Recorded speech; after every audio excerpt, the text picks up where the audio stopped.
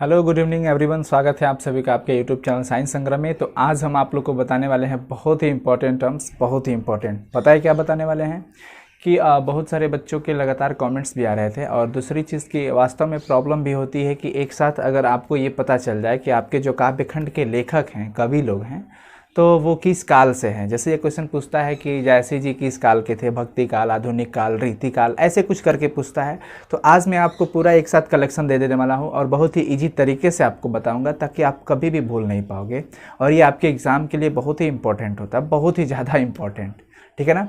आपको पता है आपके गद्य खंड में 13 चैप्टर्स हैं, दिगंत भाग 2 का, और काव्य खंड में भी 13 चैप्टर्स हैं, जिसमें सबसे पहला चैप्टर होता है कड़बक।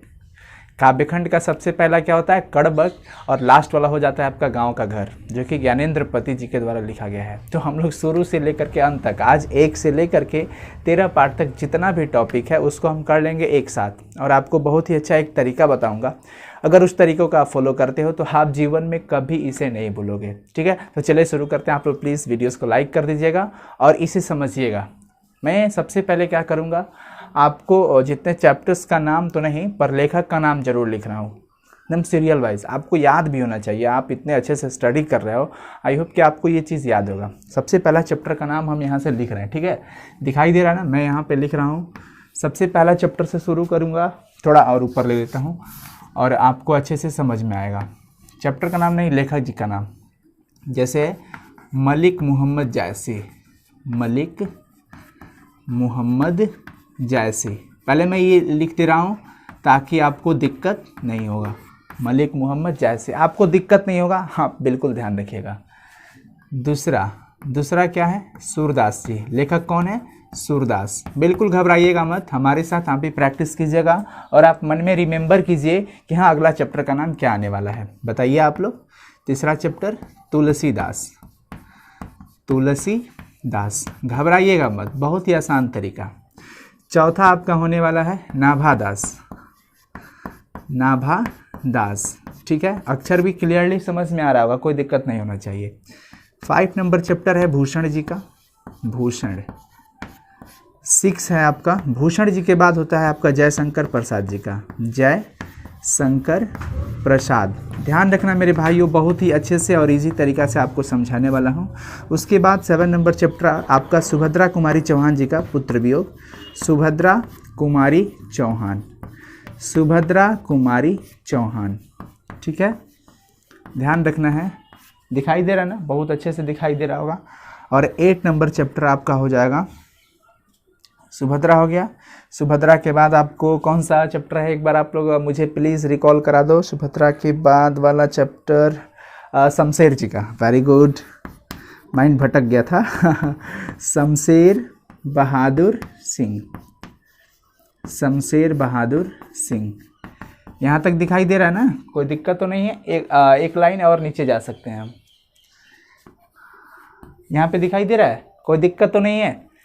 चलो जी, चौक का कलर अब बदल लेना जरूरी है। हाँ यहाँ पे है, ये है। अब आपके हो जाएंगे मुक्ति बोध, क्या हो जाएंगे, मुक्ति बोध, मुक्ति बोध, मुक्ति बोध जी। और देखो हम लोग यहाँ पे लिख लिए हैं टोटल 9 चैप्टर। क्या लिख लिए हैं, 9 चैप्टर। अब देखो बाकी के मैं यहाँ पे लिख रहा हूँ 10, यहाँ से लिख रहा हूँ 10।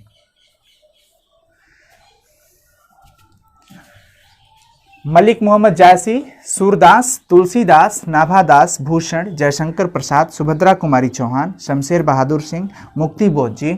उसके बाद आपके हो जाएंगे रघुवीर सहाय, रघुवीर सहाय।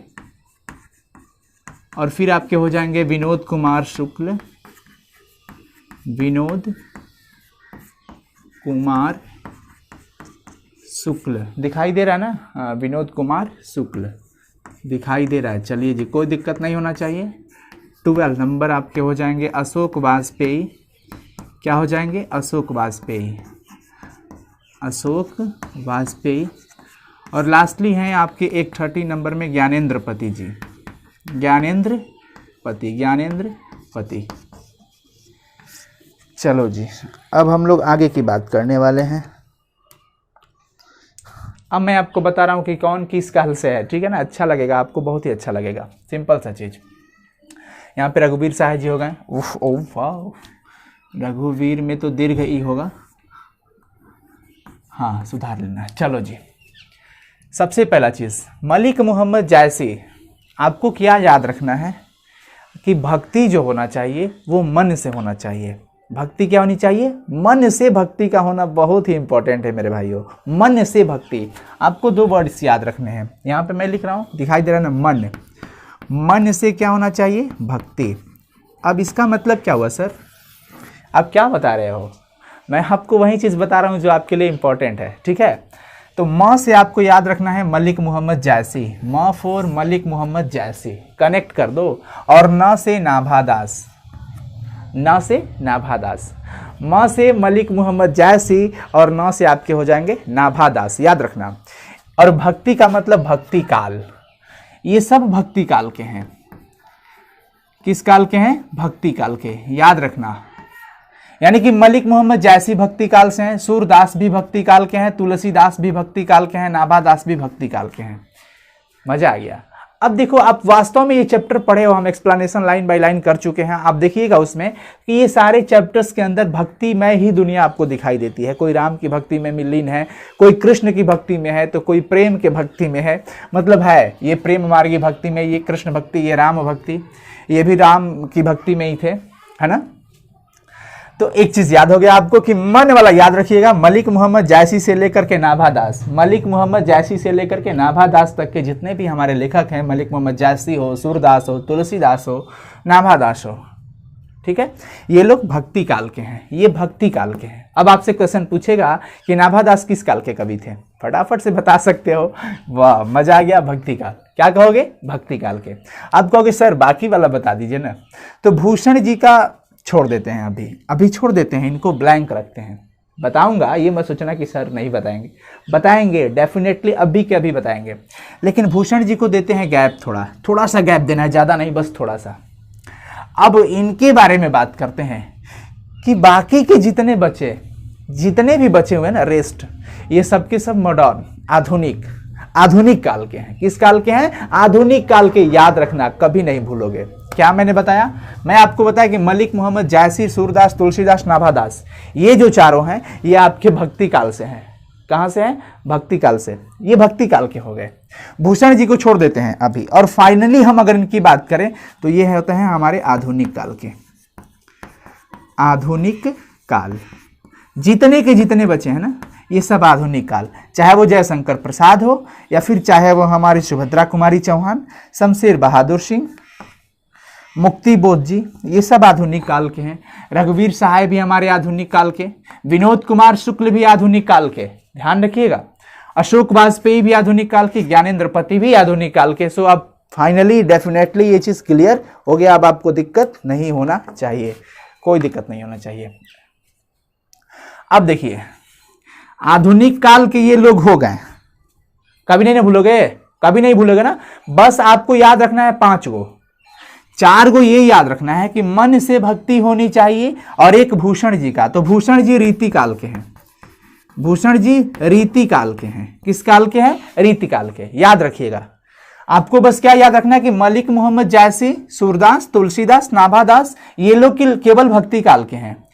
भूषण भैया रीति काल के हैं, भूषण भैया जी रीति काल के थे। बस इनको ऐसा याद रखो कि इनको अपने मतलब कि ऐसा था कि अपनी भाभी के साथ भी नहीं पटता था इनका रियल लाइफ में। जी हाँ, मैं बताया भी था आपको लाइन बाय लाइन एक्सप्लेनेशन में कि भूषण जी को अपने खुद की भाभी के साथ नहीं बन पा रहा था। और वैसे भी वो जहाँ भी जाते थे वहाँ पे टिक नहीं पाते थे लंबे समय तक। तो फाइनली उन्होंने कहाँ पे गया था आपको पता ही है ना, शिवाजी के यहाँ गए, ठीक है। वहाँ पे जा करके उनका ये बखान के मतलब वीर रस की यहाँ इन्होंने प्रदर्शन किया। तो सिंपल आप एक माइंड में रख सकते हो कि भूषण जी का तो भैया रीति रिवाज ही अलग था, अलग नहीं था, मतलब ट्रिकी दुनिया में। वैसे भी आपसे अगर ये पूछा जाए कि ये आपका हाथ दायां हाथ है, राइट हैंड है, तो लेफ्ट हैंड कौन सा है? आप बता सकते हो ना? हो सकता है वीडियो के अकॉर्डिंग डाइवर्ट हुआ हो, बट आप तो खुद से बता सकते हो ना जी। तो हमको सिर्फ ये पता चल जाए कि ये लोग भक्ति काल के हैं और भूषण भैया रीति काल के हैं, तो बाकी सब जो भी आएगा ना आधुनिक काल लगा देना है। क्या लगा देना है? आधुनिक काल। तो आई होप कि आपको समझ में आ गया होगा। और मैं अभी आपसे पूछ रहा हूँ, फटाफट से बता दीजिएगा, ज्ञानेंद्र पति जी किस काल के कवि हैं? ज्ञानेंद्र पति जी, ये इनका जन्म कभी भी देखोगे ना 19+ वाला ही आपको दिखाई देगा, ठीक है। जनरली वो चीज़ आपको पता है, मॉडर्न एरा, आधुनिक काल, ये भक्ति काल के हो गए, ये रीति काल के हो गए भूषण जी। तो मन से भक्ति होनी चाहिए। मन से क्या होनी चाहिए? भक्ति मन से हो। अब उम्मीद करते हैं आपको कोई दिक्कत नहीं होगा, कभी दिक्कत नहीं होगा। क्वेश्चन पूछे, नाभादास किस काल के कवि थे? नहीं बता पाओगे क्या? आराम से बताओगे, कभी दिक्कत नहीं होगा। पता है क्यों? क्योंकि अब आपको पता चल गया है कि भक्ति मन से होती है। नाभादास मीन्स भक्ति काल, तुलसीदास भक्ति काल, सूरदास भक्ति काल। बार बार एक ही बात को बोल रहा हूं ताकि आपको कभी प्रॉब्लम ना हो। आई होप आप एक इसका स्क्रीनशॉट ले सकते हो, बहुत ही आसान तरीका से समझ में आएगा। या फिर आप इसे बेहतर होगा कि आप अपने कॉपी में इसे जरूर बना लो, ठीक है। तो आज का ये सेशन स्पेशल आपके लिए था, बिकॉज ऐसे भी बहुत सारे चीज़ हम आपको कलेक्ट करके देने वाले हैं। टेंशन नहीं लेने को, और भी सब्जेक्ट्स की तैयारियां चल रही है। प्लीज़ अगर अच्छा लगे तो ठोको लाइक और शेयर भी करना। चैनल पे नए हो तो प्लीज़ सब्सक्राइब भी कर लेना, क्योंकि ये हमारा नहीं आपका है। और हमको साथ में रखे हो, दिल का दिल के साथ रिलेशन रखना हो तो प्लीज़ लाल बटन वाला जो सब्सक्राइब है उसे क्लिक कीजिए और बगल के बेल आइकन को क्लिक करके ऑल नोटिफिकेशन ऑन कीजिए। और जाइए देखिए भौकाल सेशन पड़ा हुआ है प्लेलिस्ट में, कभी दिक्कत नहीं होगा, बहुत ही अच्छे से समझ में आएगा। चलते चलते एक बार शॉर्ट रिवीजन की मन से भक्ति होनी चाहिए। मलिक मोहम्मद जायसी से लेकर नाभादास तक के जितने भी कवि थे ये भक्ति काल के हो गए। भूषण जी रीति काल के हैं, बाकी के सब आधुनिक काल। मस्ती, bye bye, thank you so much. कैसा लगा कमेंट करके जरूर बताना प्लीज़। आपके एक कमेंट से हम बहुत ही ज़्यादा मोटिवेट होते हैं। और हमें कमेंट करके बताइए कि आज का ये सेशन कैसा रहा, ठीक है। टेंशन नहीं लेने को, बल्ले बल्ले करने को, मस्ती के साथ पढ़ाई कीजिए, क्वेश्चन बैंक पे ज़्यादा फोकस कीजिए। अभी के टाइम से आपके पास मिसलेनियस स्टडी करनी होगी। Please you have to complete your syllabus. तो सिलेबस को कैसे कंप्लीट करना है? टॉपिक वाइज, यूनिट वाइज अगर आप पढ़े हो तो द बेस्ट, नहीं पढ़ पाए हो तो मिसलेनियस स्टडी करो। इंपॉर्टेंट जो क्वेश्चंस है, समरीज वगैरह पढ़ा करो। पाठ के चैप्टर्स के अंदर में जो समरी वगैरह दिए रहते हैं ना, उसको पढ़ो। पाठ की कुछ मुख्य बातें कुछ इस टाइप से होते हैं। या फिर क्वेश्चन बैंक, प्रीवियस ईयर में जितने भी 10 ईयर्स 12 ईयर्स के क्वेश्चंस पूछे गए हैं उस सबको रिकॉल करो, पढ़ो मजा से, डेफिनेटली बहुत ही अच्छा हो जाएगा। चलो चलते हैं फिर, बाय, थैंक यू। कैसा लगा कमेंट करना प्लीज़, और शेयर ज़रूर करना मेरे भाइयों, शेयर ज़रूर करना, हर एक बच्चे तक पहुंचा देना इस वीडियोस को, ताकि उनको इसमें कभी प्रॉब्लम ना हो। ये आपका काव्य खंड का 100 मार्क्स हिंदी का। मिलते हैं फिर नेक्स्ट, बाय बाय।